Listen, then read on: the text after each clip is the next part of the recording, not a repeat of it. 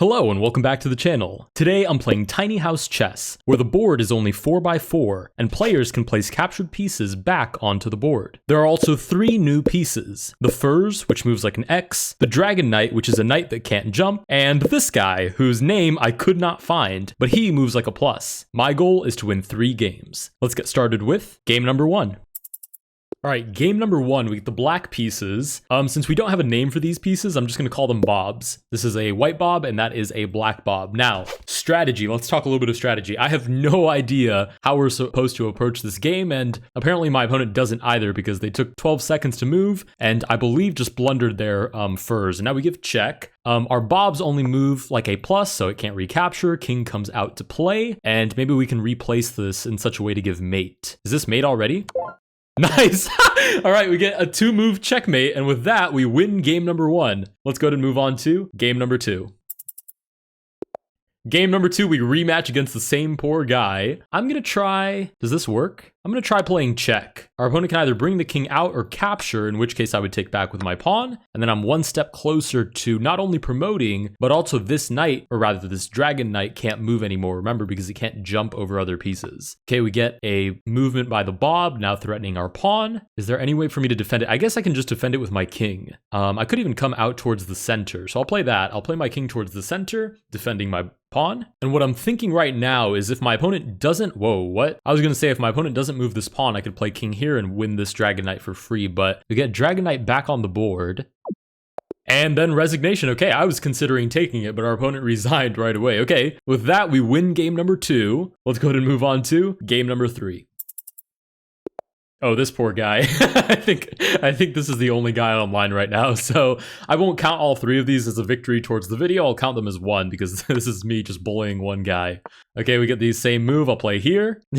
And for our opponent, I think our opponent thinks this is Zugzwang, where there's no good moves.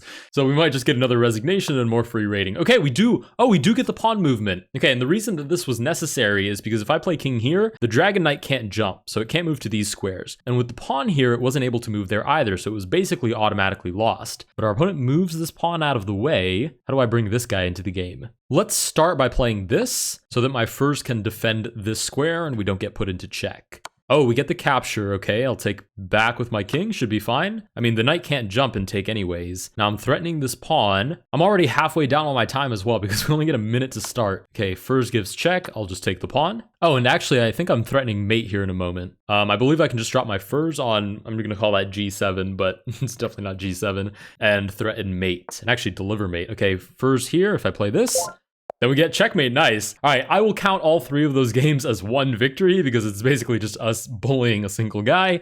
Let's go ahead and move on to game number 2. All right, game number 2, we get somebody actually higher rated than us by a smidge, but still. I like this opening, so I'm going to give this check. I mean, I feel like this guy becomes useless anyways once a piece stands in front.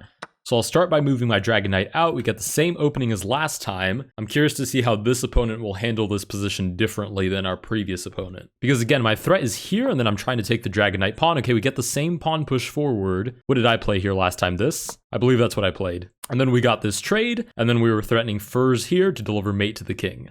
Okay, we get the knight movement out, which isn't check, but it does give this up. So I could trade off my furs for the dragon knight. And then I could also promote, actually. So I'm going to play that. I'm going to take, and then I'm going to promote, because this piece, well, now that it's moved away even more so, it can't defend this. What do I want to promote to? A bob, a furs, or a dragon knight? I want to promote to a bob. I feel like it's most valuable.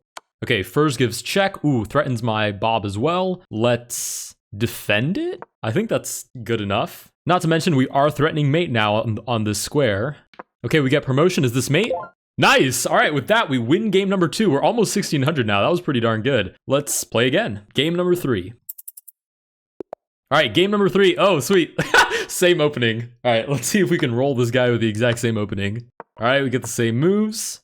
Right, I think this is the critical position now. Let's see what our opponent decides to play. I feel like dropping this. Okay, I was going to say dropping the dragon knight might have been necessary there because we've played out this line as well. But clearly our opponent has not. Oh, drops the furs in that spot. I actually hadn't considered that. Okay, and this dragon knight can still jump over and capture this square. So, what happens if I place this furs here with the idea of placing my bob on this square to give check, right? And then the dragon knight can't take it anymore because my furs is in the way.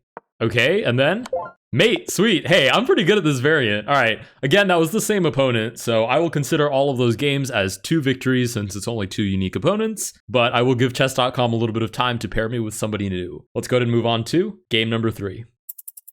All right, I'm going to take this game to make a case for our friend Bob over here. I think Bob is the most valuable because it can go to any square without any restrictions, basically. So the furs, for example, can only travel on the same colored squares. So this furs can actually only travel to about half of the board. The Dragon Knight, I don't even need to comment on this. I mean, it's so stuck as it is. But Bob can shuffle around to whatever square he pleases. Okay, we get Dragon Knight back here, almost trying to give check, but not quite. What happens if I play here? Do I just win the knight? It seems that I would, so I'll play here and threaten it at least.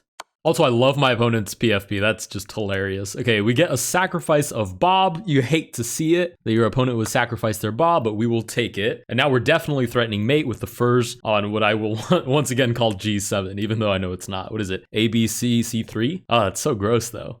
Ooh, we get checked. Oh no, we're dropping our Bob. But we will take the Dragon Knight because we are still threatening mate, even if we lose Bob. Actually, no, we're not. The Knight would take and then cover the square. Ooh. But we are threatening mate with our Bob on what I will call G8. Nice. With that, we have defeated 3 unique opponents, so I will say that we've won all 3 of our games. If you guys did enjoy this video, please consider liking and subscribing. Let me know down below what you guys think of Tiny House Chess. Is it better than Mini House? Worse? I quite like it, but I might be biased because it seems maybe that I'm kind of good at this variant. Consider liking and subscribing, and I will see you guys in the next one.